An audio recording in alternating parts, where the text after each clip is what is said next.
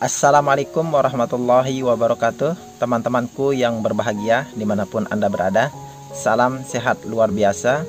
Bagaimana kabar Anda hari ini? Saya doakan teman-teman cepat sehat, supaya teman-teman itu bisa beraktivitas kembali seperti dulu sebelum terkena GERD dan anxiety.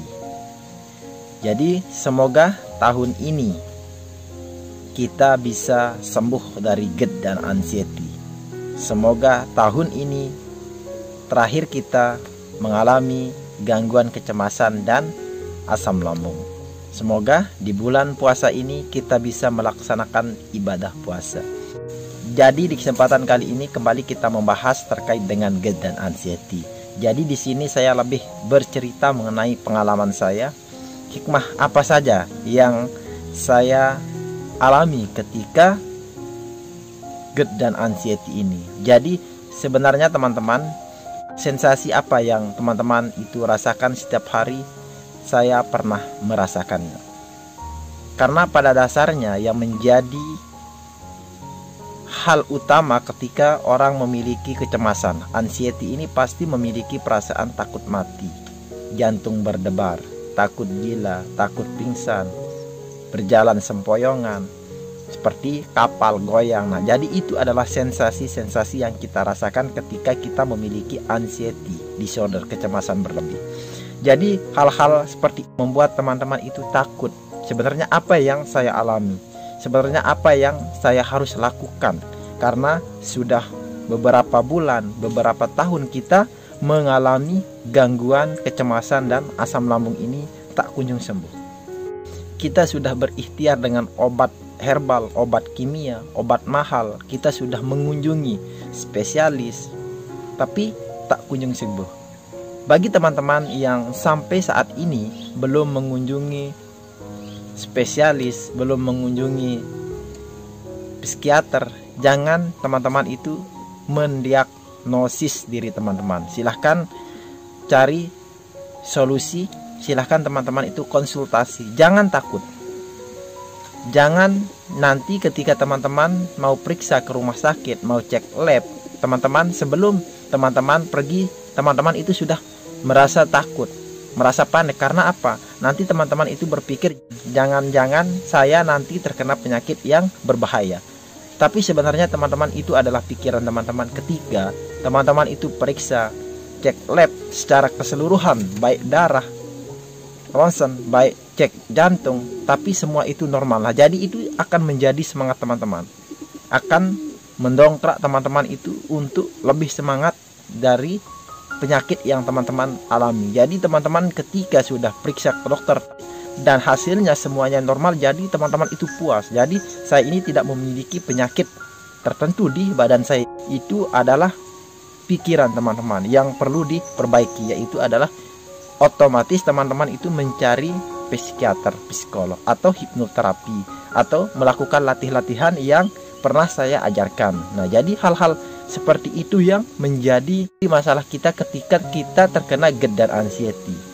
Saya fokus kepada hikmah yang saya alami ketika saya terkena GERD dan anxiety. Jadi teman-teman, mungkin teman-teman merasakan ketika kita sebelum terkena GERD dan anxiety ini, mungkin kita tidak pernah sarapan. Karena dulu waktu saya sebelum terkena gangguan lambung dan kecemasan ini, saya tidak pernah yang namanya sarapan. Saya campur sarapan sama makan siang. Jadi saya makan itu sekitar jam 10, jam 11, tidak pernah sarapan. Jadi itu yang menjadi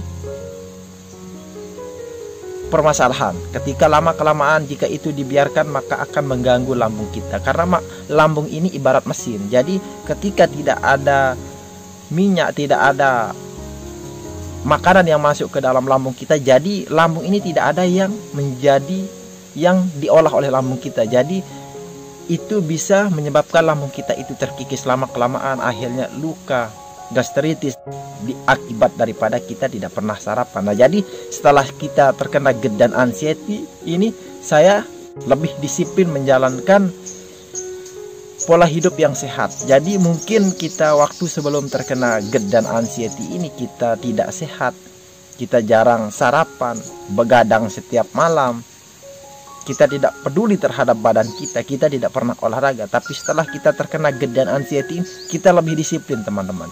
Yang saya lakukan ketika telah terkena GERD dan anxiety ini, saya betul-betul disiplin. Tidak pernah yang namanya tidak sarapan, harus makan tepat waktu, begadang tidak pernah. Karena betul-betul kita itu menjaga. Ternyata tubuh ini sangatlah berarti, kesehatan ini sangatlah berarti. Karena ketika kita sakit, semua pekerjaan akan tertunda, semua aktivitas yang kita sudah rencanakan akan tertunda. Nah, jadi betapa pentingnya tubuh ini ketika kita tetap jaga supaya tubuh kita ini tetap sehat. Itulah hal-hal yang kita alami ketika kita sudah terkena GERD dan anxiety, teman-teman. Selanjutnya mungkin kita sebelum terkena GERD dan anxiety ini jarang ibadah, sholat kita itu jarang, baca Al-Quran mungkin 1 tahun cuma sekali, yaitu pada bulan Ramadan. Kita jarang sholat wajib, sholat fardu, sholat apalagi sholat sunnah. Ketika kita sudah terkena GERD dan anxiety ini, di rumah tidak ada kerjaan selain kita tidur, berbaring, merenungi nasib, memikirkan sensasi. Di sela-sela waktu itu kita semakin meningkatkan keimanan kita, semakin meningkatkan ibadah kita dengan memperbanyak baca sholawat, memperbanyak istighfar, memperbanyak baca Al-Quran, berzikir. Nah, itulah pendekatan-pendekatan spiritual ini kita lakukan. Jadi ini adalah obat sebenarnya, teman-teman. Ini adalah obat yang sangat mujarab ketika kita melakukan pendekatan spiritual, karena kita itu betul-betul memperbaiki hati kita. Kita mau memperbaiki pola pikir kita. Nah, jadi itulah yang harus kita terapkan, yaitu pendekatan spiritual. Nah, jadi ketika kita sudah terkena GERD dan anxiety ini, karena kita terbiasa melakukan itu setiap hari, disiplin, sholat tepat waktu, perbanyak baca Al-Quran. Nah, jadi itu akan tetap kita lakukan. Hikmahnya itu ibadah kita alhamdulillah meningkat, sholawat kita itu kita perbanyak, istighfar kita Nah, itulah hikmah daripada kita terkena GERD dan anxiety ini. Karena saya tahu waktu pengalaman saya sebelum saya terkena GERD dan anxiety, mohon maaf, saya itu ketika sholat subuh mungkin jarang. Nah, jadi setelah kita terkena GERD dan anxiety ini, ibadah kita itu tetap konsisten, istiqomah, tetap berjalan. Karena kebiasaan ketika saat lagi sakit, yang kita lakukan hanyalah baca Al-Quran, sholawat, istighfar, minta petunjuk pada Allah, sering-sering berdoa. Kebiasaan yang tetap saya lakukan setelah GERD dan anxiety. Ini memang sebenarnya GERD dan anxiety, penyakit ini adalah penyakit teguran.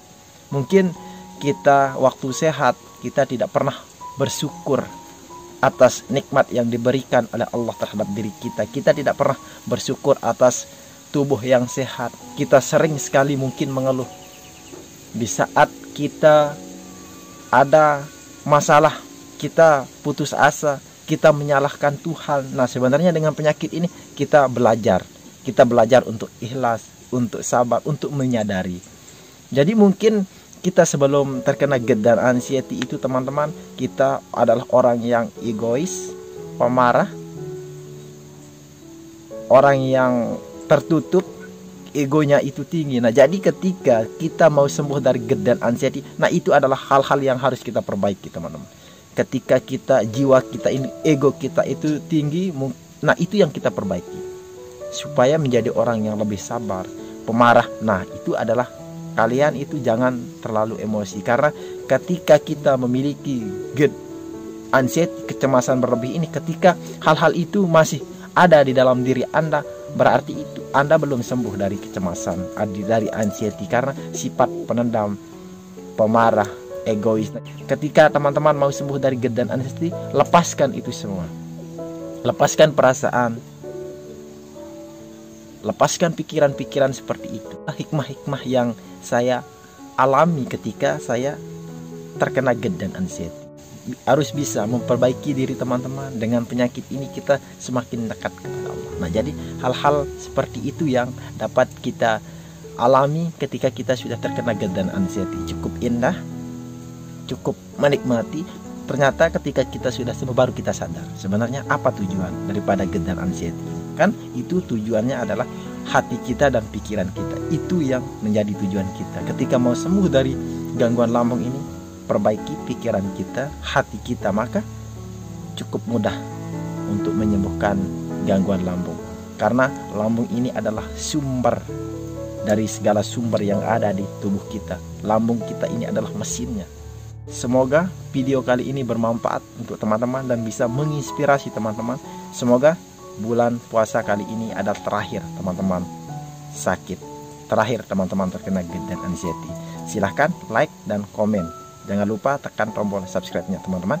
Terima kasih. Wassalamualaikum warahmatullahi wabarakatuh.